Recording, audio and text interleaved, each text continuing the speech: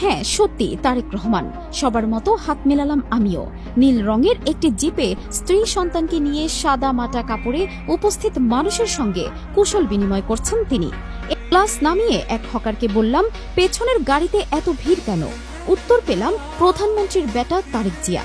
বিশ্বাস হলো না, কারণ তিনি তো আমার মতো সাধারণ ক্ষমতায় থাকাকালীন সময়েই ঢাকার রাস্তায় যানজটে অন্য 10 জনের মতো আটকে থাকতেন বিএনপির বর্তমান ভারপ্রাপ্ত চেয়ারম্যান তারেক রহমান। নিতেন না বাড়তি কোনো ট্রাফিক সুবিধা, যদিও এমন দৃশ্য বাংলাদেশে খুব একটা দেখা যায় না। 2006 সালের প্রথম দিকে তেমনই একটি দৃশ্য দেখেছিলেন সাংবাদিক আতিকুর রহমান রুমন। সেদিনের সেই ঘটনার বিবরণ ও এরপর তারেক রহমানকে ঘিরে সেই যানজটে কি ঘটেছিল সেটির বিস্তারিত থাকছে আজকে আমাদের এই আয়োজনে।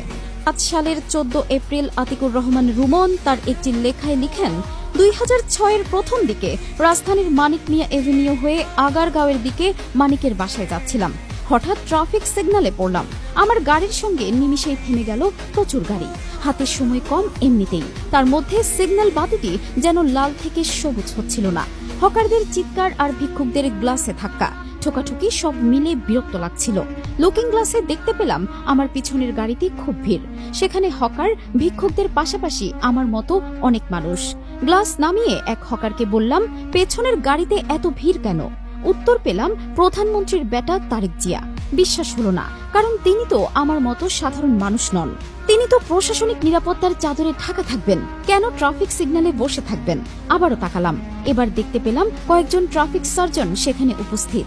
এবার ভাবলাম কাছে গিয়ে দেখি তো একবার। হ্যাঁ, সত্যি তারেক রহমান। সবার মতো হাত মেলালাম আমিও। নীল রঙের একটি জিপে স্ত্রী সন্তানকে নিয়ে সাদা মাটা কাপড়ে উপস্থিত মানুষের সঙ্গে কুশল বিনিময় করছেন তিনি। এরই মধ্যে রাস্তাটি ক্লিয়ারের জন্য এক ট্রাফিক সার্জন কথা বলছিলেন। এ কথা তার কানে পড়ার সঙ্গে সঙ্গে বলে বসলেন তিনি। বললেন, কি দরকার? আর 2-1 মিনিটেই তো এমনি সিগন্যাল ছেড়ে দেবে। অন্যান্য মানুষ বসে থাকলে আমিও পারবো থাকতে। তার এই সাধারণ কথা ও যুক্তিতে উপস্থিত সবাই সেদিন তাকে ধন্যবাদের সঙ্গে বলেছিলেন, এরকম মানুষেরই খুব প্রয়োজন এদেশের নেতৃত্বের জন্য। সাবাস তারেক রহমান, সাবাস। তুমিই পারবে গণমানুষের হৃদয়ে স্থান করে নিতে। তোমার প্রশংসা মানুষের মুখে অনেক শুনেছি, আজ নিজেই করতে বাধ্য হলাম।